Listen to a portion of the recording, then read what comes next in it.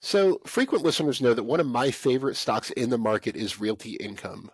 Ticker symbol is O. It's the first REIT I ever bought over a decade ago, and I've added to it many times since. And the results have been pretty impressive. The company went public in '94. It has handily beaten the S&P over that time.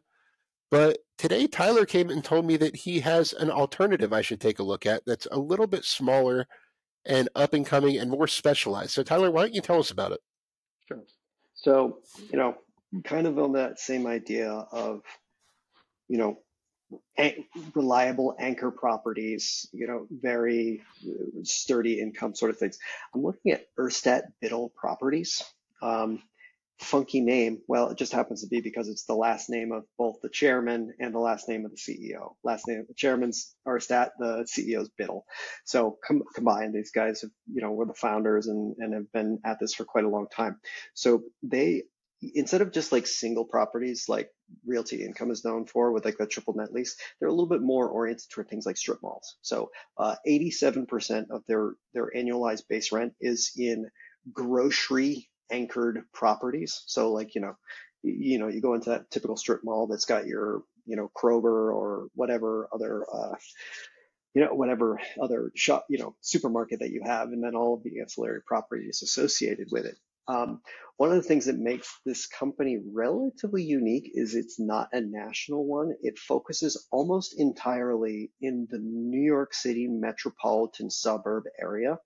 And what to them makes this such a quality place to be is because number one, it's harder to develop in the area, so a little bit supply constrained at the same, and two, they claim what they have is the super zips, basically like the zip codes with some of the highest income in the country.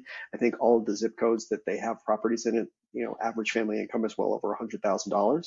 So good tenant base, good characteristics for their retail properties and things like that. And despite the fact that it's relatively small and, perhaps not the most well-known property, it has proven to be a good capital allocator. It doesn't have any debt maturities this year. It has very modest ones, 2024, even, and then a little bit in 2025.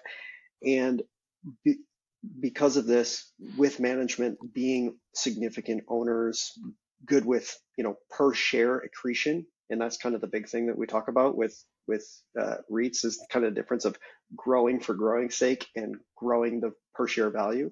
In fact, management even completed a share buyback in this most recent quarter.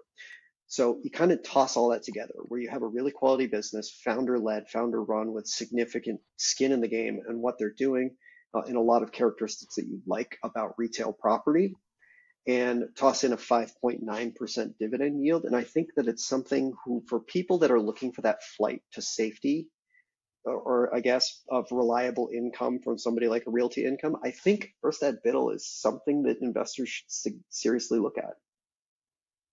It's a really interesting one. I was looking at it a little bit before we got on here today, and I know that they're focused on the New York tri-state area. My concern is it sounds like that limits their growth ability.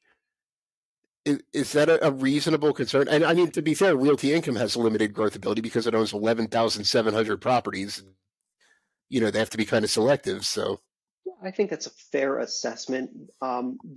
If you think of growth in just purely an acquisition of property to grow your base rent, which that's fair, but I think you can make up for it with the per share value accretion, where it's like if I don't do a lot, I lever down the balance sheet, I basically increase the per share value of everything that I own, buy back some stock from time to time, and combine that with just decent tenant